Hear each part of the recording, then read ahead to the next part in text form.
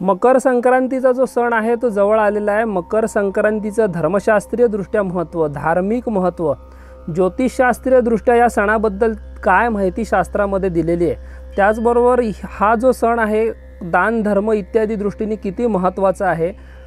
अजून राशी परत्वे, नक्षत्र परत्वे फळ प्रत्येक जातकाला पुढील 6 महिने कसं मिळणार आहे, कमोडिटी मार्केटवरती या मकर संक्रांतीचे काय परिणाम होतात इत्यादी जी काही विस्तृत माहिती ती आपण या मकर संक्रांतीच्या व्हिडिओमार्फत जाणून घेणार आहोत। मी देशपांडे पंचांगकर्ते गौरव देशपांडे सर्व दर्शकांचं मनपूर्वक स्वागत करतो।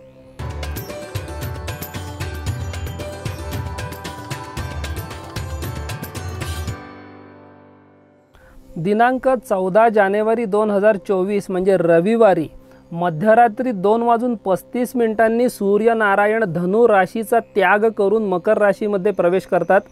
आता संक्रमण किंवा संक्रांत या शब्दाची व्याख्या जाणून घेणं खूप महत्त्वाचं आहे। संक्रमण, संक्रांत म्हणजे एका राशीचा त्याग करून दुसऱ्या राशीत जो प्रवेश होत असतो त्याला संक्रमण असं म्हणतात।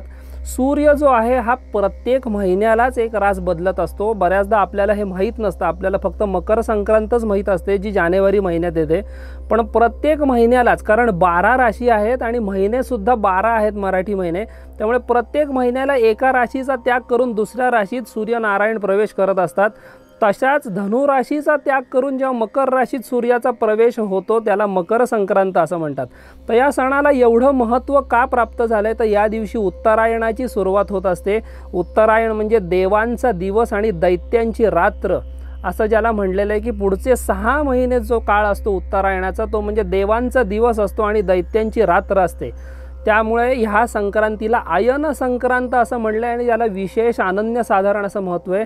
संक्रांत शब्दाची मुळात डेफिनेशन काय आहे किंवा संक्रांतीचा काळ जो आहे तो अतिशय सूक्ष्म असतो असं शास्त्रामध्ये सांगितलं आहे। सूर्याची गती रोजची किती आहे किंवा काय आहे हे ऋग्वेदामध्ये एका मंत्राच्या भाष्यामध्ये सायणाचार्यांनी सांगितलं आहे।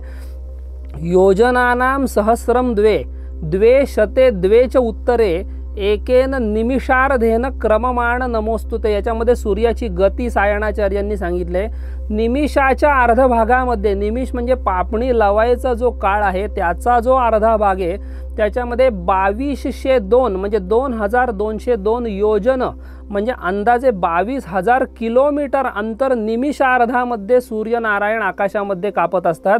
प्रत्यक्षात सूर्य फिरत नसतो, आपल्या सगळ्यांना माहिती आहे पृथ्वीच फिरत असते, पण ज्योतिषशास्त्रानुसार ही एक आपण ॲसम्पशन केलेलं आहे की सूर्य फिरतोय पृथ्वीच्या भोवती।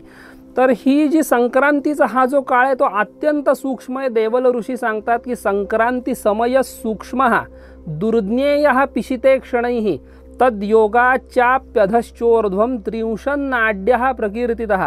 याचा अर्थ पिशिते क्षणैः म्हणजे चर्मचक्षु जे आहेत आपले त्याला अगोचर म्हणजे त्यांनी मोजण्यासाठी केवळ अशक्य असलेला हा सूर्य संक्रांतीचा काळ असतो। त्यामुळे आपल्याकडे जो संक्रांतीचा पुण्यकाल दिलेला असतो मागे 6-7 तास आणि पुढे 6-7 तास असा तो संक्रांतीचा काळ त्याच्यासाठीच दिलेला असतो की चर्मचक्षूंना तो मोजणं शक्य नसल्यामुळे। तर ही जी संक्रांत आहे मकर संक्रांत ही रविवारी होते, त्याचं सुद्धा एक अनन्यसाधारण महत्त्व शास्त्रात दिले, कारण सूर्याचाच वार असा तो रविवार आणि सूर्याचंच संक्रमण या दिवशी होत असल्यामुळे हा एक विशेष पुण्यकाल किंवा पर्वकाल असा शास्त्रामध्ये सांगितला आहे। ही संक्रांत यावर्षी जी होती ती रविवारी शततारका नक्षत्रावर व्यतिपात योगावरती होतीये, भद्रा नावाच्या कर्णावर होती आणि तूळ लग्नावरती सूर्यनारायण मकर राशीमध्ये प्रवेश करतायत।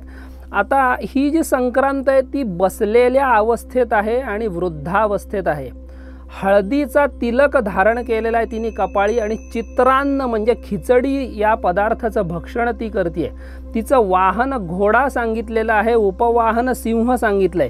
तर अशा पद्धतीने हे जे काही वर्णन आहे त्याचे वेगवेगळे अर्थ शास्त्रात दिलेले असतात। प्रत्यक्षात ती तशी देवी आकाशात भ्रमण करत नसते, त्याचे वेगळे अर्थ सांगितलेत। म्हणजे उदाहरणार्थ हळद जो तिलक तिने धारण केला याचा अर्थ काय होतो तो आपण पुढे जाणून घेणार आहोत, किंवा बसलेल्या अवस्थेत जर संक्रांत असेल तर त्याचं फळ काय मिळणार आहे इत्यादी आपण पुढच्या या व्हिडिओमध्ये जाणून घेणार आहोत। ही जी संक्रांत ही बसलेल्या अवस्थेत आणि वृद्धावस्थेत आहे। तर बसलेल्या अवस्थेत जेव्हा संक्रांत असते तेव्हा संक्रांतीनंतर पुढील 6 महिन्यामध्ये नेत्र रोगाच्या म्हणजे डोळ्याच्या विकारांच्या साथी समाजामध्ये पसरतात, पशूंना रोग होतात, त्याचबरोबर अतिसार रोगाच्या साथीसुद्धा पसरतात। वृद्धावस्थेत संक्रांत असल्यामुळे वयाच्या 55 ते 60 नंतरच्या ज्या व्यक्ती आहेत वृद्धावस्थेत त्यांनी विशेष काळजी घ्यायची आहे। हळदीचा तिलक तिने धारण केल्यामुळे पिवळ्या रंगाच्या सर्व वस्तू ज्या आहेत त्या पुढील काळात महाग होतील। त्यामध्ये धान्य, सर्व प्रकारची धान्य आहेत ती पण महाग होणार आहेत। आणि धातूंचा विचार जर केला तर सोनं, चांदी इत्यादी धातूसुद्धा पुढील काळामध्ये महाग होणार आहेत। विशेष नोंद याची व्यापारी मित्रांनी घ्यायला हरकत नाही। मकर संक्रांत 14 जानेवारीला मध्यरात्री 2:35ला होत असली तरी त्याचा जो पुण्यकाल असतो तो दुसऱ्या दिवशी म्हणजे 15 जानेवारी 2024ला सूर्योदयापासून सूर्यास्तापर्यंत मकर संक्रांतीचा हा विशेष पुण्यकाल असणार आहे। त्यामुळे सण म्हणून जी मकर संक्रांत साजरी करायची आहे ती 15 जानेवारी रोजी साजरी करायची आहे। त्याच्यामध्ये प्रामुख्याने हा जो पुण्यकाल असतो, पर्वकाल असतो, त्याचं महत्त्व काय त्या शब्दावरूनच आपल्या लक्षात येईल। पुण्यकाल म्हणजे पुण्य प्राप्त करून देणारा असा काळ असतो तो। याच्यामध्ये सूर्योदयानंतरचे 2 तास जे असतात ते विशेष पुण्यदायक सांगितलेत आणि सूर्यास्तानंतर तर तो पुण्यकाल पुढे चालूच असतो। तर या पुण्यकालात नक्की काय करायचे? तीर्थस्नान असेल, दान धर्म असेल, जप तप व्रत अनुष्ठान असेल, श्राद्ध असेल, पितृतर्पण असेल इत्यादी जी काही पुण्यदायक कृत्य आहेत ती आपण करू शकता।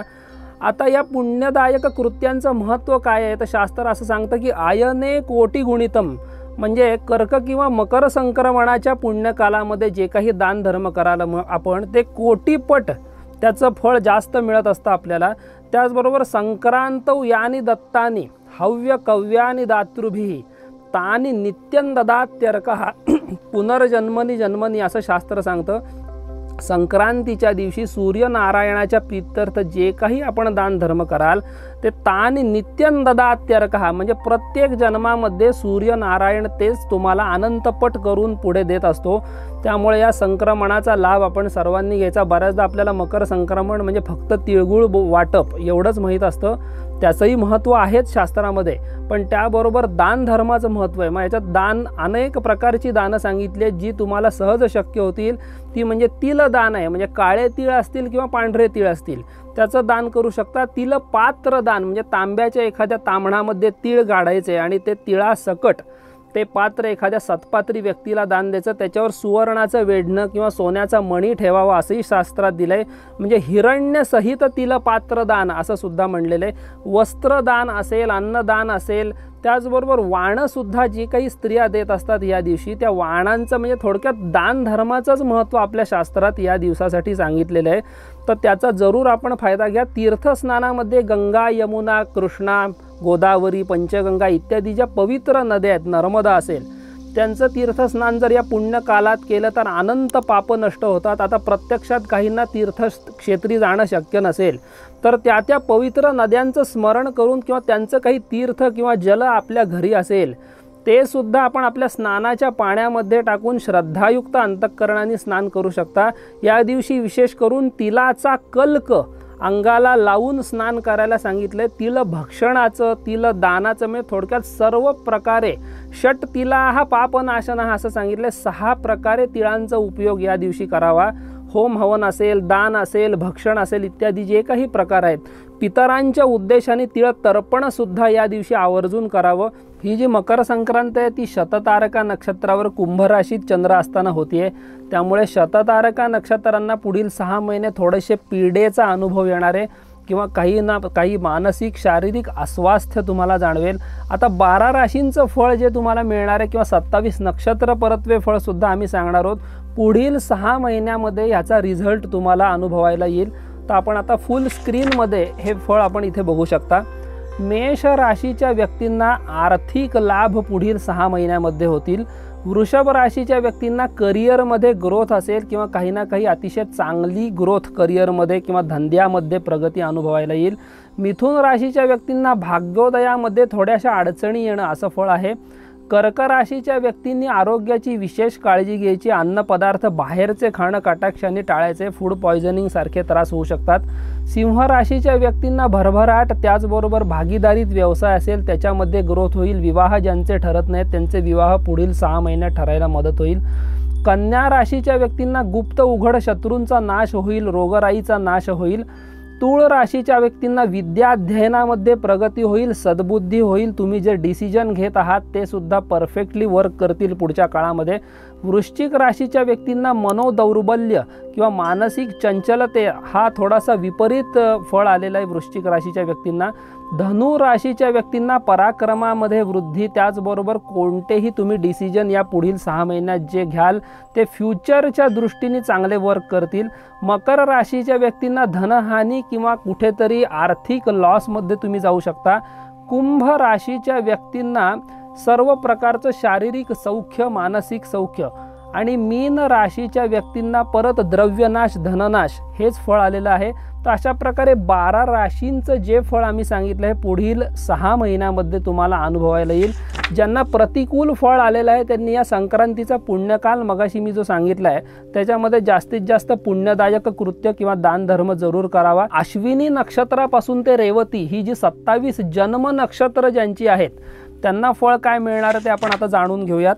धनिष्ठा, शततारका, पूर्वा, भाद्रपदा नक्षत्राच्या व्यक्तींना प्रवास हे फळ आलेले. कोणते ना कोणते प्रवास पुढच्या 6 महिन्यात घडतील.